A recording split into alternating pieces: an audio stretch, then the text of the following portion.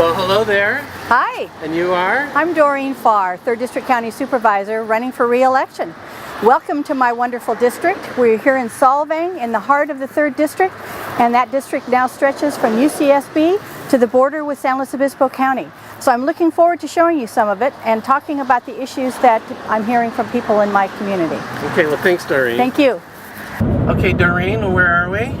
Well, we're traveling on Highway 154. We're beginning our tour of the 3rd District, or at least a part of it.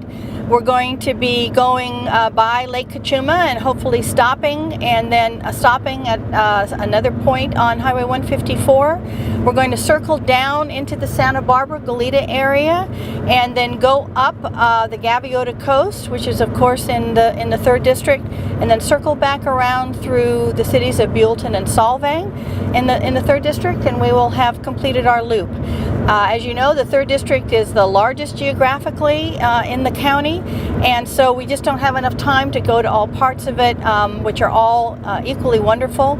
UCSB and Isla Vista, Goleta, the unincorporated areas of Vandenberg Village, and Mission Hills and Mesa Oaks outside the city of Lompoc, as well as the communities of Casmalia, Tanglewood, and the city of Guadalupe, and all the resources that they have up there. But I'm very excited to be able to show you this part of it, and so thank you for being along today. Okay, well it's beautiful as usual, and let's hope we miss the rain. It's been raining off and on. Well, here we are at beautiful Lake Cachuma, one of the jewels in our county. And I and my staff have worked very hard with county park staff to really maximize the visitor serving uses that we have here. So we have added cabins. There were already yurts here, and also I think just recently that we have allowed kayaks and canoes on the lake for the first time, and that has been a wonderful amenity to add, and I've heard from many people in my district and throughout the county about how pleased they are that they can now get out on the lake in a canoe or in a kayak. Of course, most importantly, Lake Cachuma provides drinking water for the South Coast, the entire South Coast, and one of the things that I did in improving safety on Highway 154 was to lead the effort to ban the carrying of hazardous materials in addition to hazardous waste by any vehicle that's traveling on Highway 154. So that is not allowed now. They do need to stay on Highway 101 because of course the road goes right along the edge of the lake, and if there would be a spill into the lake, it could be absolutely catastrophic. So I'm very proud that I accomplished that for the people of the county and of the 3rd District. And now we'll move along and we'll see another part of the beautiful 3rd District. Okay, let's go. And here we are on Highway 154 on the San Ynez Valley side. Of course, Highway 154 is a major route throughout Santa Barbara County. It's very heavily used by commuters and by tourists and by people just passing through for the day. So there have been a lot of accidents, a lot of concerns from people on both sides of the hill, so to speak, from the San Ynez Valley and from the South Coast side, particularly to do with the large truck traffic on the road. There have been a fair number of accidents. Unfortunately, there have been some fatalities, including a terrible one where a gravel truck lost control and killed a family of 3 on the Santa Barbara side of the road.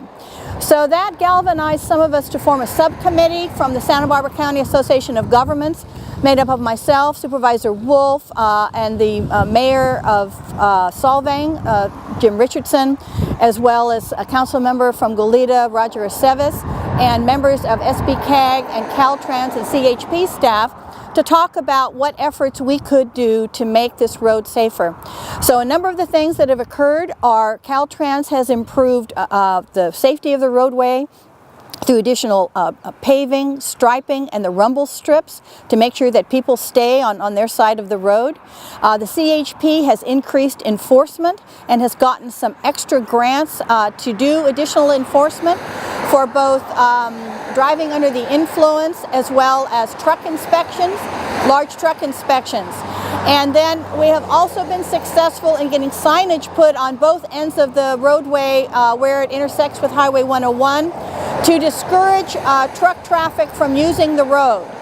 So we are going to be monitoring those measures. We're going to be seeing how effective they are. And like I said previously, we also were successful in banning any vehicles that carry hazardous materials besides hazardous waste from using this roadway at all. They all need to stay on Highway 101, which is much safer, wider, and has more lanes for passing. So this has been a very important project for me during my term of office, because I live in the San Ynez Valley and I drive this roadway all the time. I know how dangerous it can be, and so I'm very proud of the efforts I and the subcommittee have made to make this road safer for everybody who needs to use it. So here we have an example of some of the improvements I was just talking about on Highway 154.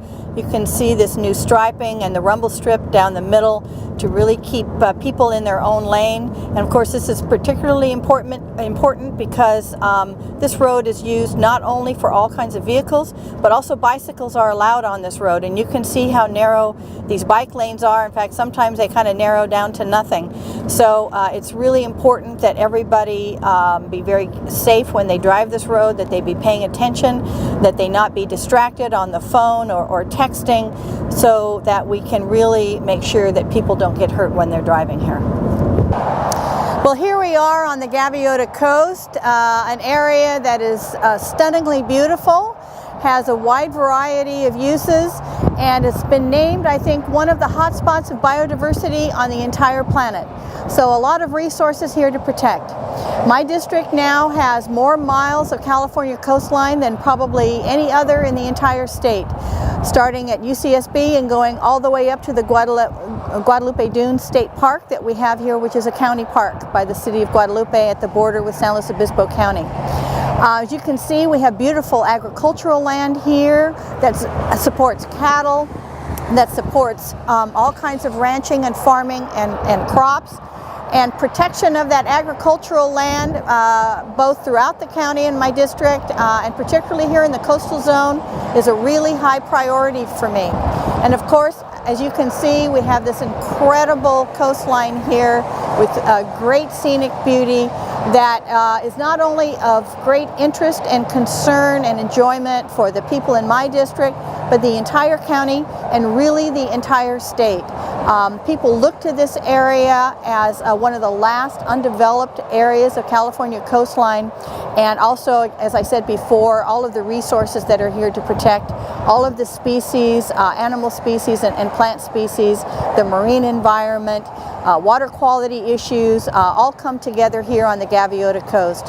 So I'm extremely proud to represent this area for the people of Santa Barbara County. Well, here we are on the outskirts of Buellton, looking at the beautiful San Ynez River. And of course, the whole watershed for the San Ynez River, most of it is in the 3rd District, some of it's in the 4th District. One of the exciting things that the city of Buellton is looking at is expanding their recreational opportunities and perhaps trying to build a trail along the river here that people could utilize throughout the city boundaries. Recreational issues in my district are something that my constituents talk about a lot. We're always looking for more opportunities for trails, for park space. The libraries really need assistance. I know that the Solvang Library has an expansion project. The Buellton Library would also like to find some other larger location.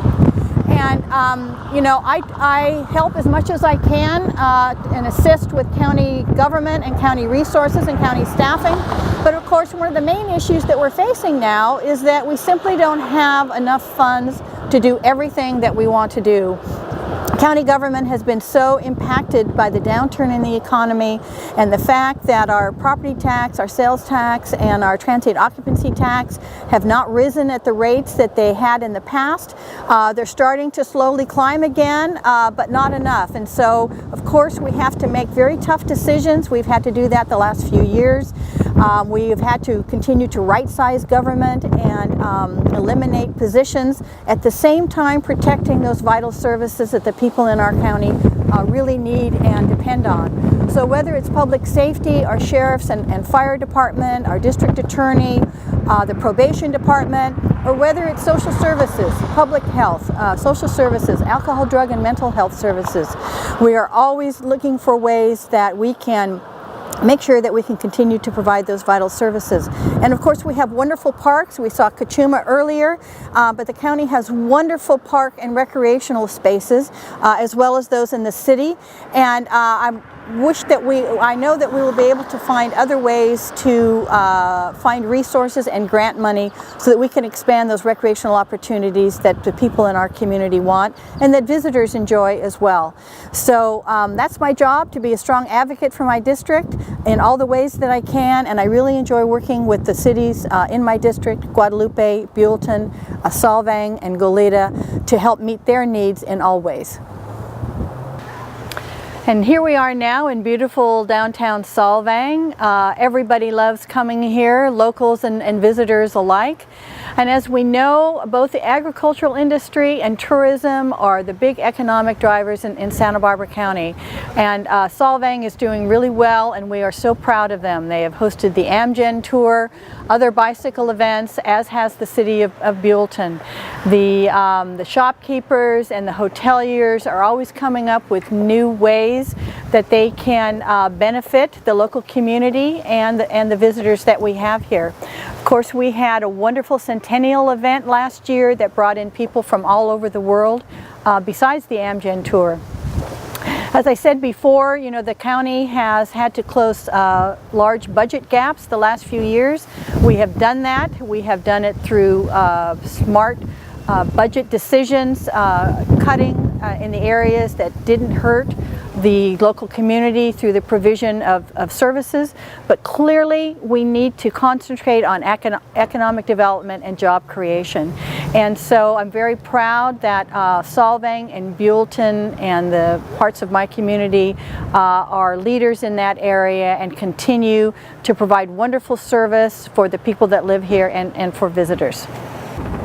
Well, here we are in this very historic area with the San Ynez Mission and the property that's now owned by the Trust for Historic Preservation, which is actually right across the street from where we started our tour at my Solvang office. And when I was elected, one of my first goals was to make county government more transparent, accessible, and responsive to the people of the 3rd District. And so reopening the Solvang office was one of the ways that I have done that. I have also done outreach into all the various communities that I have. So whether it's office hours in the Veterans Hall in Guadalupe or in the Vandenberg Village Library, or sitting at the farmers markets in Goleta and Solvang, or out on the sidewalk by a coffee shop in Isla Vista. These are all ways that I have worked hard to reach out into the community and to cultivate the community's input on issues of concern to them. And this has been a wonderful way for me to hear what's on people's minds so that I can take actions and vote in the way that my constituents want. There are so many projects that we've talked about that I've completed or that are still ongoing, and I'm really hoping that I have earned the right by the electorate of the 3rd District to have another 4-year term so that I can continue to make county government work better for people in so many ways. For more information, you can go to my website, which is www.doreenfarforsupervisor.com. And as always, I welcome people's emails, calls, and letters, and I'm happy to come out and speak to your group.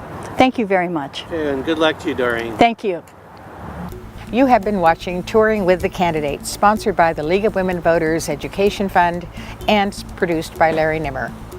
In addition to programs like this, we sponsor forums, and we also offer information online at our website, www.smartvoter.org. All candidates are invited to present their information online at our website. We hope you have enjoyed this program. Remember that you can also vote by mail. For the League of Women Voters, I'm Irene Stone, and we'll see you next time.